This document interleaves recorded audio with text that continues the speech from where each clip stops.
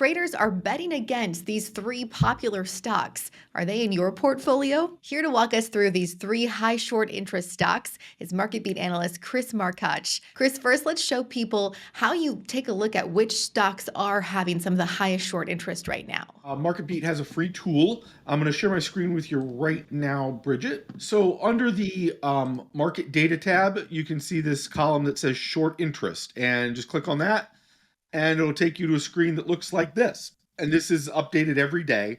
And you can see which stocks have a high percentage of short interest in terms of percent of total shares shorted or the percent of the float or days to cover, however people might want to look at that. Now, I know you've picked three stocks off of that list. First, let's take a look at why investors would want to look at the short interest of a stock. If you were interested in shorting a stock, those stocks would be good candidates, the ones that have high short interest. But you would also might want to be looking at stocks that might be a candidate for a short squeeze. That means you might want to be buying a stock that a lot of people are shorting. You've got three picks where traders are doing just Right. that with, and these are some pretty popular names. Right. Let's start with your first pick. So the first one I have on my list is SoundHound, and I know we've covered that extensively on this channel. It popped up on the screener, and I was interested because this is a stock that's shot higher over the last couple of months, and one of the reasons for that is what we just talked about, Bridget. It's been a short squeeze. Stock trades about maybe a 38 million share average volume.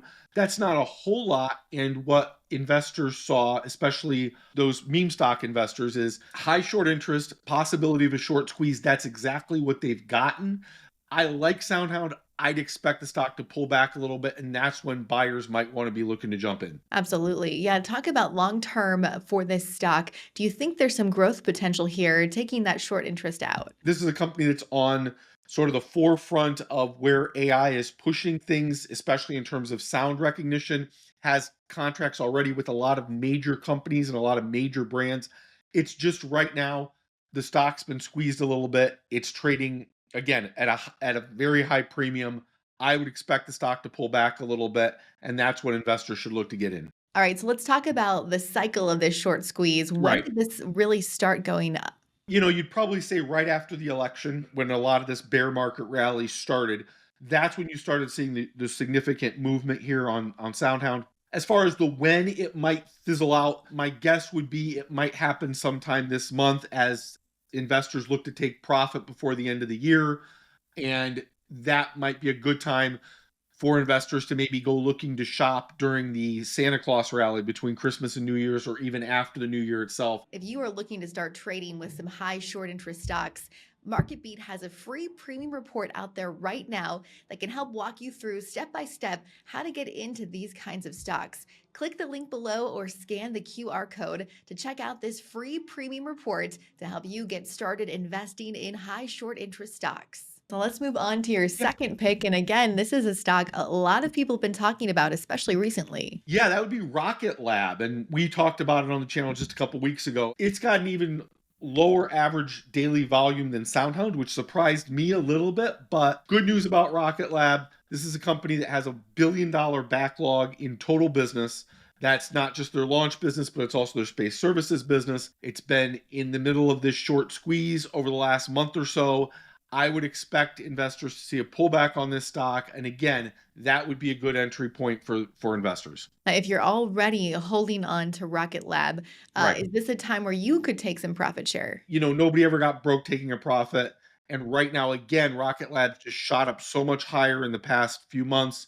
It might be a very good opportunity to sell some of your stock, take a little bit of a profit for the holidays, and then buy back in when the stock's a little bit lower. Yeah, with a stock like this one that's seen such a backlog of orders and that's seen this kind of growth, how much of a pullback do you think Rocket Lab could see? You could easily see it pulling back about 10% from where it is right now. It's not hard to see that at all.